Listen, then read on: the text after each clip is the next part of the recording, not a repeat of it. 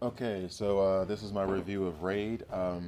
Just to start, I loved it. I like Raid a lot, but there are some things that could be improved upon. But I did enjoy it. So anyway, like when you're with the lower levels, when you were playing against like level 12s, I don't even know if I needed a 3 multiplier for this. I could have done it with one, not sure. Anyway, as you're beating them, um, it was really important in these fights just to finish them off, or that you would finish them off, because the rewards were great, and I'll explain later why my strategy changed. But you would end up with 2 or 3 raid energy, the MVP bonus, and you only had to spend 1 or 2 to get it. So that's when your raid energy would stack up and up and up and up and up. And then at a certain level, level 23 boss, um, you're still using the 3 multiplier, but you were still able to pretty much take out the character. But truth be told, I was actually kind of feeling bad for people who haven't played this game for very long, or who don't have the multiplier characters, because there is definitely a limit as to how far you can go with the multiplier itself and without characters that have a multiplier on them as well. Like, I wish they had told us which characters had multipliers earlier, like a week before, maybe 10 days before, because I would have built up my Wonder Woman DOJ. I would have had her be 70-11 by the time Raid would have gone about. As it stood, she was at level 56 and I think like level gear 9 or something. And so I tried as fast as I could in those 4 days to get a Mystic. They did it after Monday to get a Mystic to 60-10, but that was as high as I was going to be able to get her.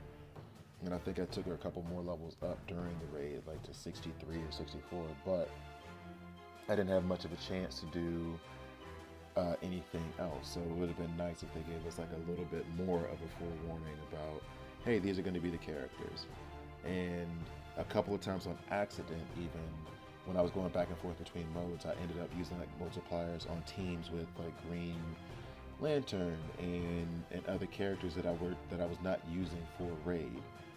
And I saw how little damage it was doing. So I was like, okay, well, for those who don't have the multiplier characters, it must be much, much harder. Um, and also at a certain point, I stopped trying to finish the bosses. So, for example, if the boss was at a level 54 and I couldn't finish him in the first round or the second round, then I wouldn't bother going in again, because to me it's just diminishing returns.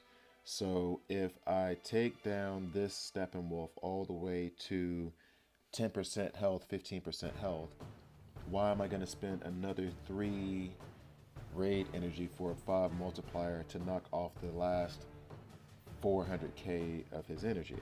It doesn't make sense. It's better just to share that, and then that way everyone else gets to eat.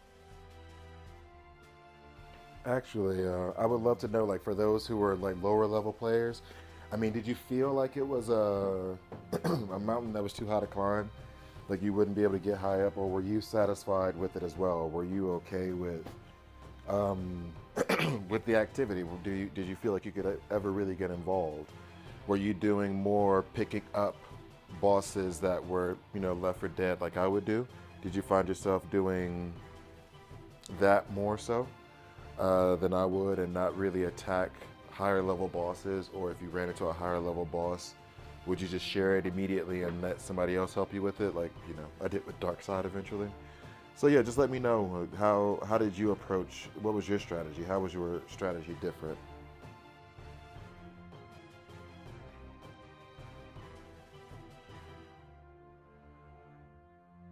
Oh, and this is actually what I did when I was fishing for Steppenwolf, or for any of the bosses. I would go buy the 250 PvE pack, and then I would go to the first level, first node, normal, and then I would just speed force until and save the bosses to fight for later. Before I was doing it on heroic, but that was using 20 energy, and it was great if you want experience mats, but I wasn't worrying about leveling anybody up or anything. So it made more sense to go down to the ones that only cost 5 energy and increase your opportunity of getting Steppenwolf.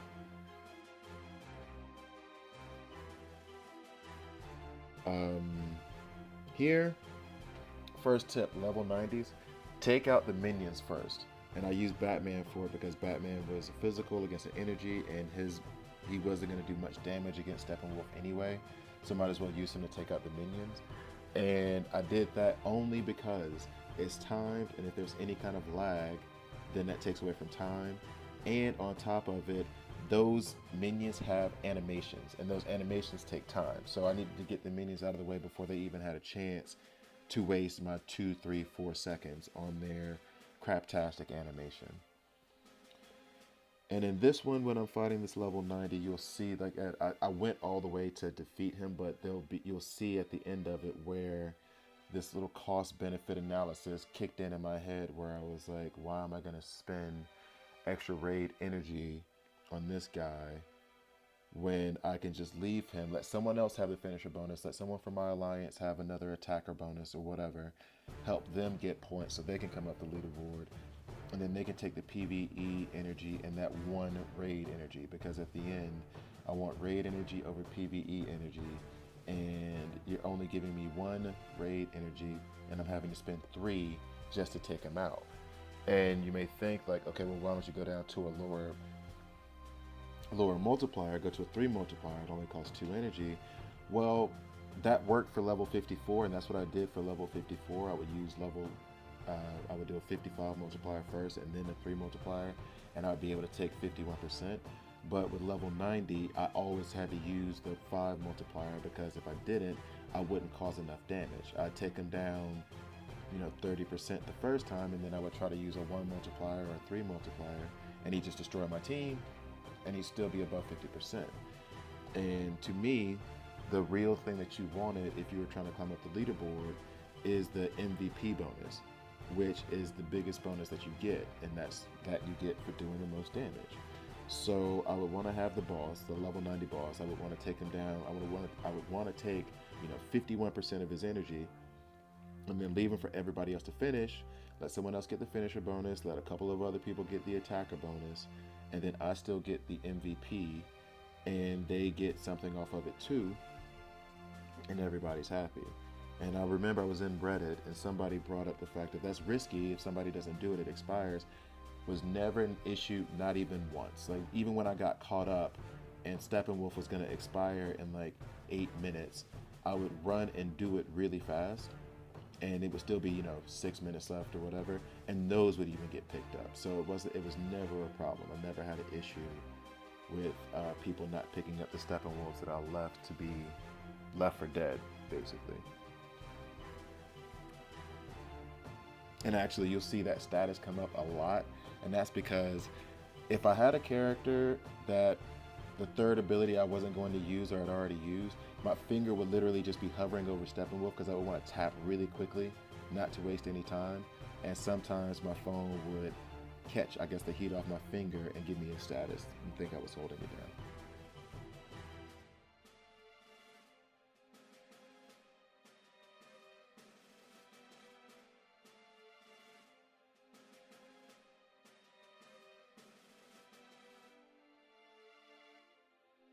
Actually, another strategy that I was using a lot was, thankfully, I had Batman WGD.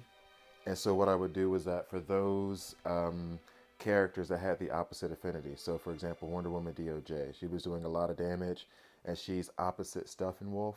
What I started to do later on was just using Batman's capsule on her, and that would give her 100% turn meter immediately. So that would give her an extra turn to attack Steppenwolf. So that actually ended up being a little bit of an advantage later on. I figured that out after I was taking this video. But yeah, and I think that helped me do quite a bit of damage, actually. Put it on Superman if it was a physical Steppenwolf, and put it on DOJ if it were an energy. And actually, I like the fact that they changed the affinity for Steppenwolf a lot. I thought it was cool. I like that concept. Oh, so see here, 1.5 million energy, 1.5 million health. Spend 3 raid energy on that. What's the point? There's no point in doing that stuff.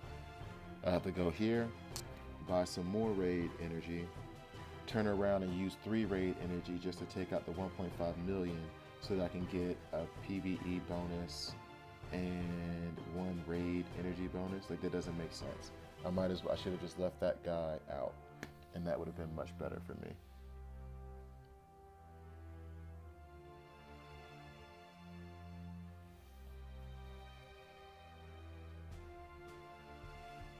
And actually, I mean, there was one earlier, but with these multipliers, Batman had 3 multiplier, then times 5. There was one point earlier in the video where he was doing, 1.2 million on a Mystic Steppenwolf. It was nuts.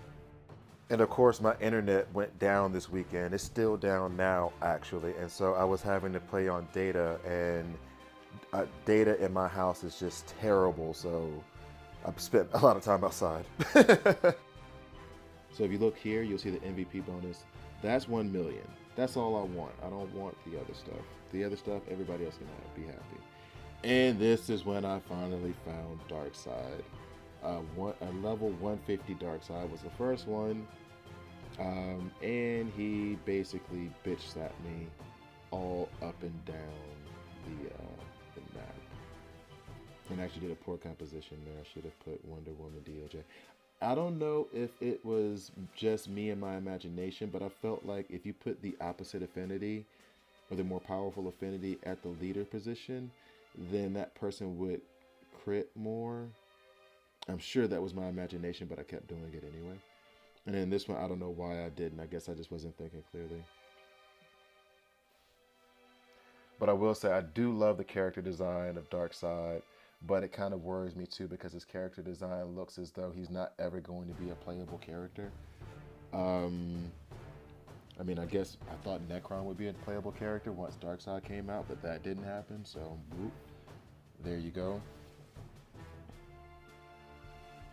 And I will say this, like, once I saw him, the first thing I did was I went to Discord and went to my allowance and just started screaming for help.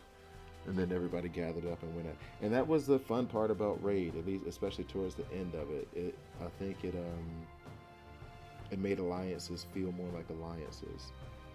My alliance is awesome. I love my alliance. I love the people in it. There's no drama. There's just fun and jokes, and I really like it. But the conversation around the game is usually just, oh, so who should I upgrade here? Or who should I upgrade there? Which is fine. But in this conversation, it was going back and forth about Darkseid, how are you attacking, etc., etc. Hey, help, I got one here. And it was nice. I enjoyed it. It felt like you were actually fighting with people. Like before, it was just you're fighting alongside them for alliance events, PvE and PvP events. But this one was like you're actually fighting a common enemy. So that was really cool to have. And I mean, I'm trying to put in work, put 8 million in damage on them, and it's just nothing. You have to have help for it. Like, there's no other way. I will say this though, one thing that was a bit unfair is the fact that you only had like a 12-hour window to fight Darkseid. I live in Switzerland, so that window for me was going to be between 2 p.m. and 2 a.m. And 2 p.m. during the day on a Sunday, doing stuff, and then up to 2 a.m., either stay up till 2 a.m. or be productive on a Monday. So I wish the windows for the characters would have been at least 24 hours. There were other people complaining about them not being able to really participate against Darkseid because it was from 6 p.m. to 6 a.m. So if the window had been 24 hours, it would have been more fair. Anyway, though, I enjoyed it. It was fun. I loved it. I love to see what happens.